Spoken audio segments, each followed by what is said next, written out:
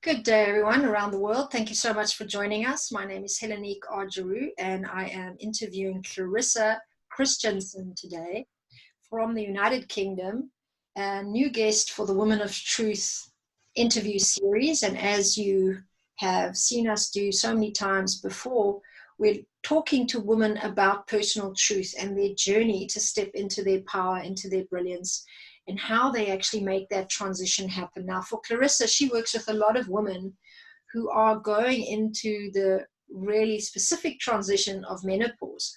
And she's a specialist now in helping women navigate that transition. She's a coach and mentor for executive women in transition. She helps them develop resilience, mindfulness, wellness, and really focuses on that specific time of menopause. Thank you so much for joining us, Clarissa. And just remind me if you are indeed in the United Kingdom or if you are in another country, I'm not sure. Well, thank you very much, Helen, for me being on this program. I am actually based in Sweden, but I am originally from the UK. So. I assumed UK because I remember when I first met you, you did mention something about Sweden, but then I wasn't sure when I could hear in your accent now if you'd moved back or you're still there. So what's it like in Sweden working as a menopause coach? How do you experience the woman there, and do you work in English or do you also speak Swedish? Well, I speak Swedish fluently, but actually my clients are much more global, and I work much more in English-speaking countries just because that's where my connections really are. Okay, fantastic.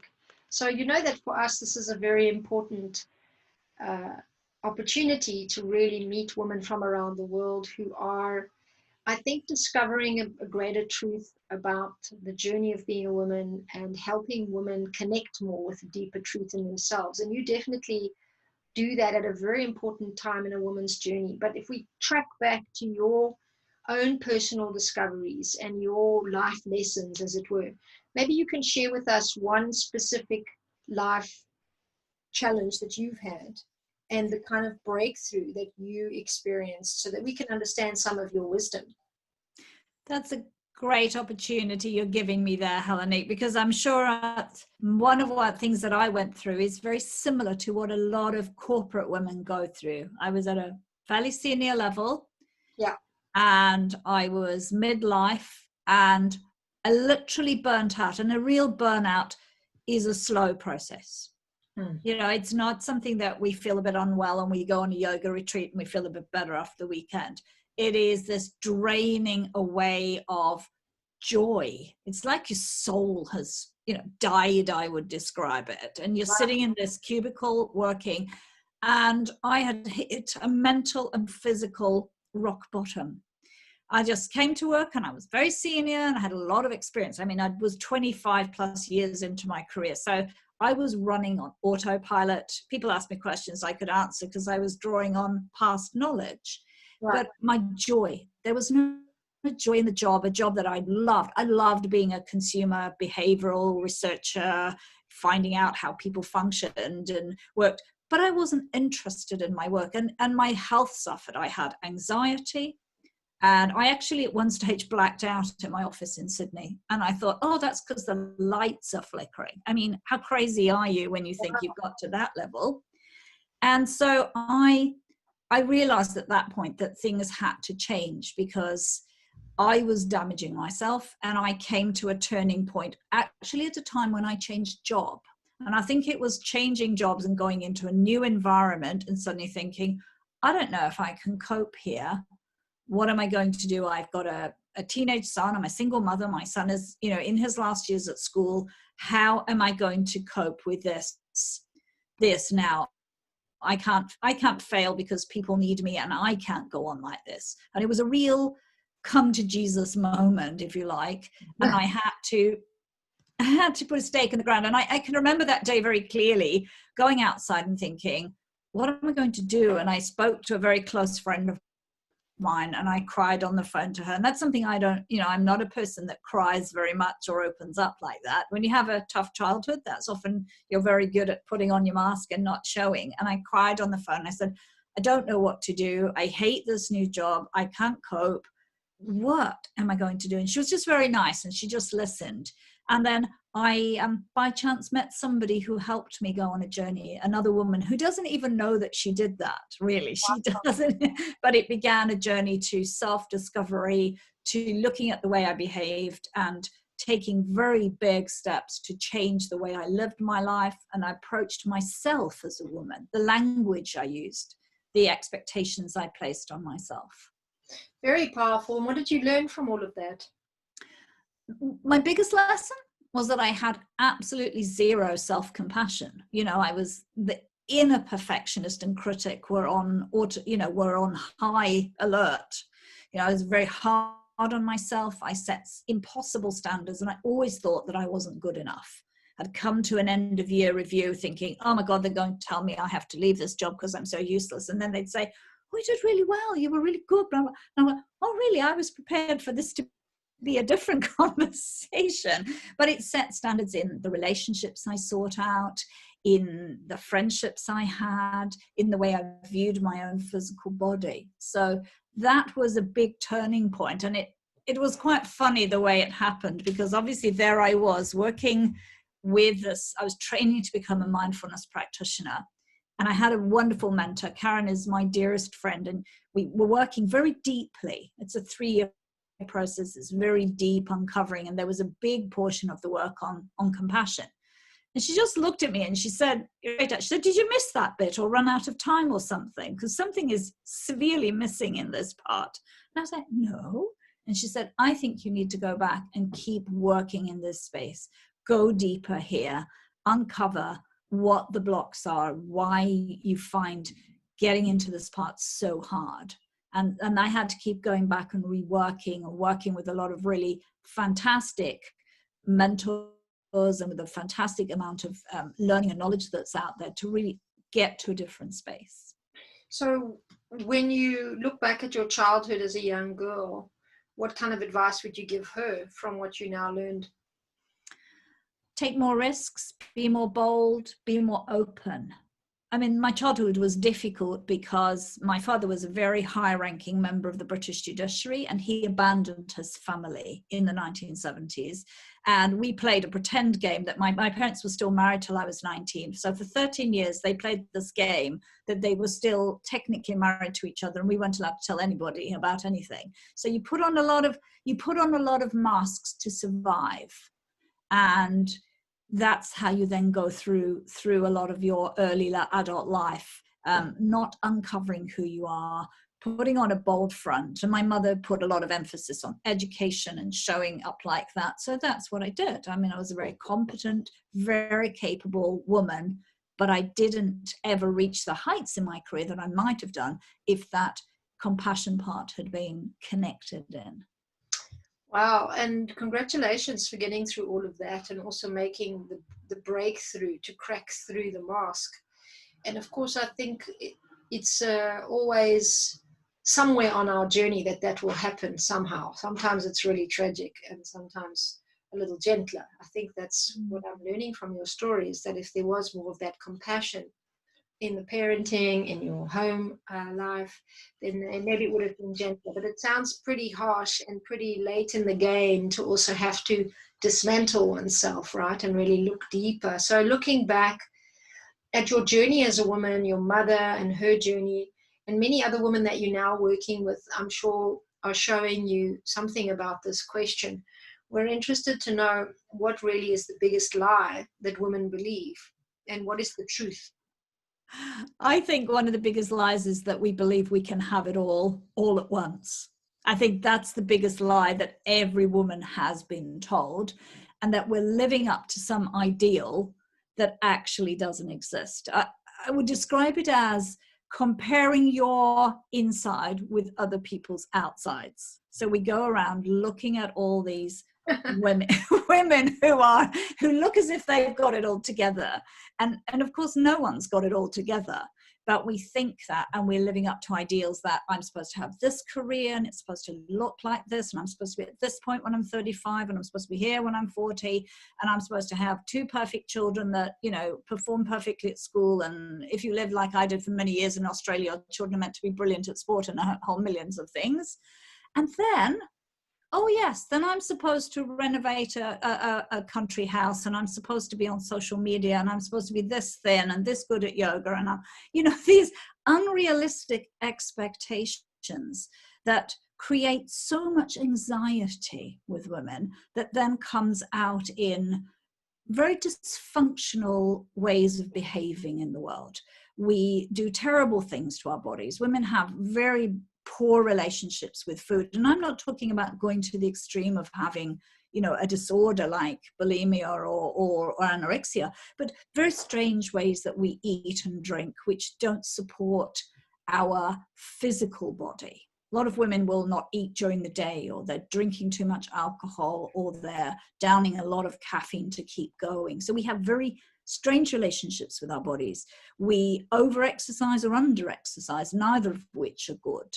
And we end up with, really striving too hard. I mean, I have a client, if I can tell, and I said to her, what are you doing in the evening? She said, I'm folding laundry at 1 a.m. I said, why, Linda, are you doing that? Because I have to have all this done. It has to be perfect for the morning. And I'm like, oh my God, So in between being a senior executive, she's doing all this, in the evenings too. And we don't know how to ask for support, turn around and say, I need you to, blah, blah, blah, to whoever that is in our family or our boss or our friends. We've lost that capability. Yeah. And looking at this whole rise of women's movements around the world, conferencing, business organizations for women stepping up into decision-making positions. What do you think about all of it? Is there anything you would add or subtract or comment onto that? Look, I think it's good that we're stepping up.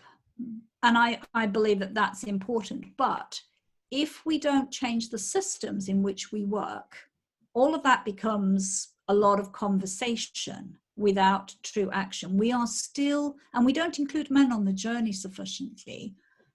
We talk and things sort of partially happen, but we're also operating within a very patriarchal system that hasn't changed since the 1920s.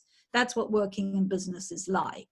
And there's bits and pieces of giving flexibility, but really men operate, I think, on a 24-hour hormonal system, women on a 28, and menopausal women on heaven only knows what. So how are we going to create the kinds of workspaces that actually allow things to be more tailored around us too, and our needs as a woman, which often come from our hormones and the moods that we work with? We have none of that. If we try and squeeze back into the way the system is, like we're trying to change the world on other levels at this time with COVID and even the whole Black Lives Matters, it's thrown a lot up. And I think women can be part of that conversation as to how we want our new world to look, because it isn't working for us right now. Right.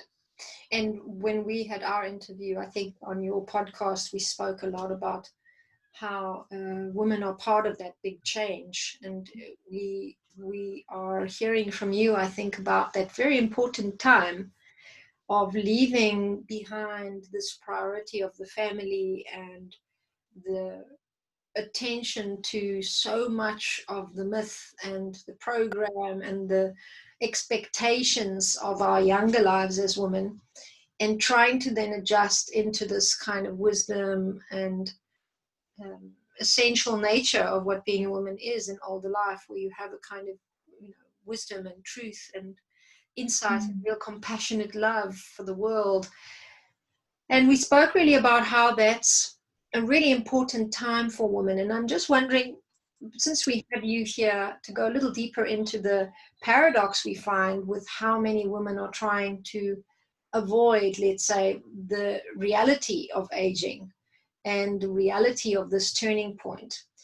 And what do you make out of that? What do you say about that as someone coaching women in this time? I think that's really a very pivotal question in this, is how much we can step into the new woman that we are, and that we want to be. I think that here we have women are powerful. We know that we're powerful. We're saying outwardly we feel more confident. but the reality isn't always matching what we want it to be. We're still very much pushing against a system that for its own reason wants to keep women looking younger. I mean, there's a big powerhouse there that's going on. Pharmaceuticals, anti-aging, beauty products, and a whole narrative keeping women in a certain space comes, and that there's money involved with that in that. So the whole treatment and beauty area keeps women thinking that they're not good enough. They're playing on women's insecurities. So that's part of it that we need to break. And the other side of it is we still live in a society where a powerful woman isn't viewed, shall we say, as safe, you know? So if we're a pretty little thing in the office, we use our power-based looks, everything is nice. Men kind of like you because you're a pretty little thing. They don't mean to do that, maybe not even consciously, you know? But then we step into being this powerful woman who's like, no, I'm not having this. That's part of becoming a postmenopausal woman. We get what Margaret Mead called postmenopausal zest. We're a bit more balanced towards testosterone. We take a little bit more bolder steps. We don't put up with the BS. And that threatens the system too. So there's a system we are working, societal system that we're working against. And so we as women need to have a more positive aging movement. And it is happening. It is going on out there, but it's still not getting the coverage and the airtime. We need more support, like the groups we have here, like the media, actually beginning to portray postmenopausal women as attractive, clever, strong women. And at the moment, it's a bit fragmented. And there is, I think, for myself, a bit of a fear that we will end up putting up, you know, equally pretty versions of that, which aren't real either, if you see what I mean. When you get women who look amazing with grey hair and they're almost like a younger woman but slightly aged. That's not what we're looking for either. We need to step forward, and we're pushing against huge societal barriers at the moment, and pressure that we're not good enough, that lack of self-compassion. And I think that at the heart of it is, can I love myself as this older woman? Can I see myself as the brilliant, wise woman I am? And we're still looking, I think, for the role models, because the role models today don't quite fit where women are either. So we are still, I think we're in a big journey of discovery here. Yeah. And I think we almost, for lack of a better word, far away from it, because we do have little tricklings like Jane Fonda and what she's been doing. We see some women living into their grey silver hair.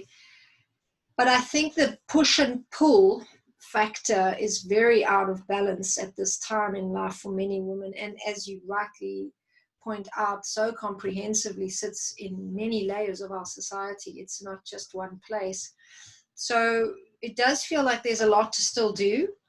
And when you look at the tension that younger women are facing, I think too, I don't know if you would agree with this, that there still is a lot of contrast, a lot of what I call double signals for them, you know, not clear on whether they should be living it all or they should actually take it step by step. There's all this mixed messaging on Instagram, perfect life that to be lived. And, you know, if it's also available, I find myself dabbling in this kind of negative thinking, which I have to regularly kick out of me.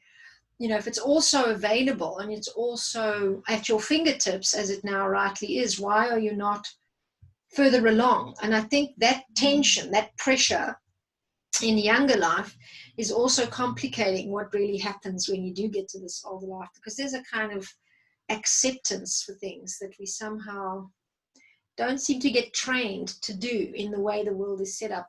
So when you're working with these women and you have access, let's say, to their information, their childhood stories, and their struggle that they have on the inside, what would you say is the biggest thing they need to learn at this age where you are coaching them? I'd say there are three things. I think the first thing is recognizing how we're actually feeling. We're very good at answering, how are you? I say fine. I don't know if I can swear on this podcast, but somebody once described that as effed up, insecure, neurotic, and emotional. But we actually answer, how are you?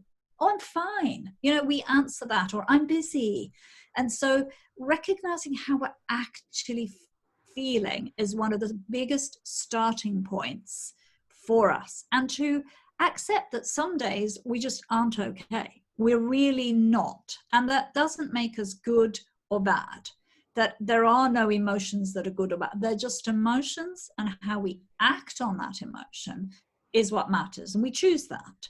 But we have never really sat down and said, I feel like this, and then therefore I need X, or I need to do so-and-so for myself.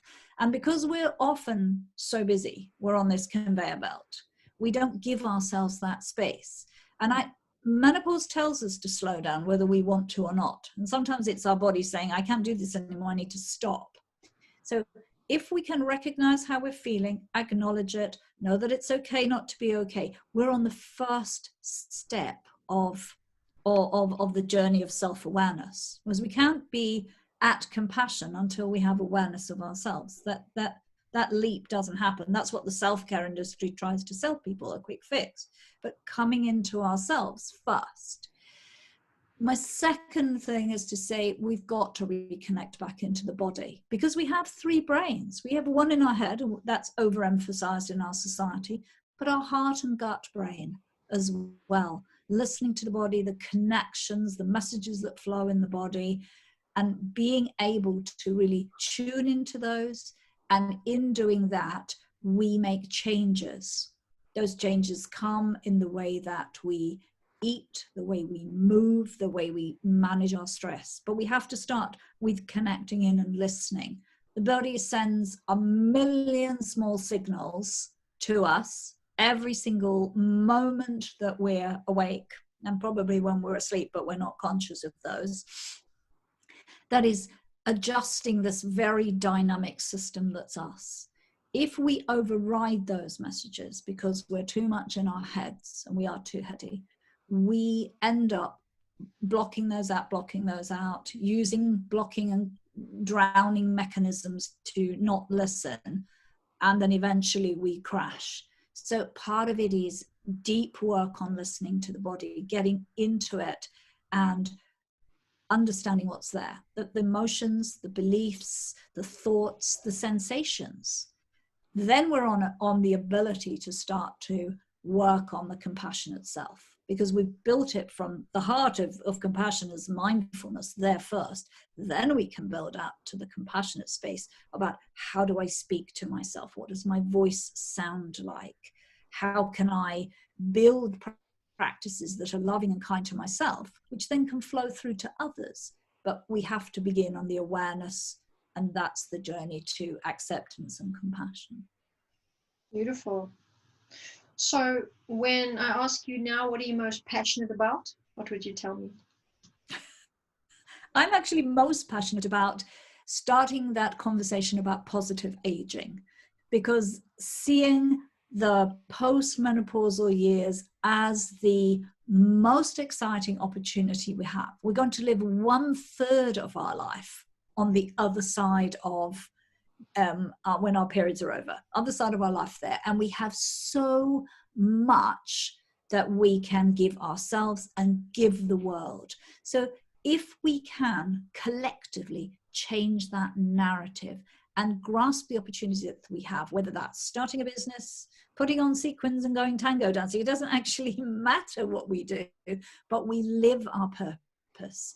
We look after ourselves, because if we do through menopause transition and beyond, we have the baseline health to support ourselves to live well. And our wisdom is a gift to the world. We've lived a long time. We've learned a lot. We need to be doing that to help our world change, to support the younger woman that's coming up. So I'm incredibly passionate that the transition through menopause and into seeing aging as an older woman as a positive force in the world is my total passion. Wonderful. So where can people find you, Clarissa, and what kind of service do you offer? So I have a website, and that's my name, ClarissaKristjansson.com. And there you can see that I offer online programs, and I also do a lot of deep one-to-one coaching, which people can coach with me for 3, 6, or 12 months on a very deeply personalized basis. I'm also active on LinkedIn, and people can find me there every single day on LinkedIn, sharing some aspects of my own thoughts or my own services. On LinkedIn, yeah? Yeah, on LinkedIn. Yeah. Excellent. And I did see one of your videos there and really liked your conviction. You have such great power when you speak. So we want you to share with us now 3 words that really capture you, your brilliance, what's important for you. They can either be connected or separate. They go out as a prayer to all women listening and to all women who never get the chance to listen to podcasts like this. What will your 3 words be? The 3 words I choose are my 3 values in life. To be compassionate, courageous, and calm. Oh, beautiful. Who does not need the message every now and again to be more calm? It's been great sharing with you, Clarissa. Thank you so much. And it's nice to finally meet somebody who is flying that flag of aging well and gracefully and respecting the aging process. As women, I'm sure, listening, many of us feel comforted to know that other people are out there taking that more seriously and adding more respect to it. I think it's a very important mission. So thank you for the work that you're doing. Thank you for inviting me to share that with your listeners. Wonderful. Thanks everybody for watching. Take care and we'll see you next time. Bye.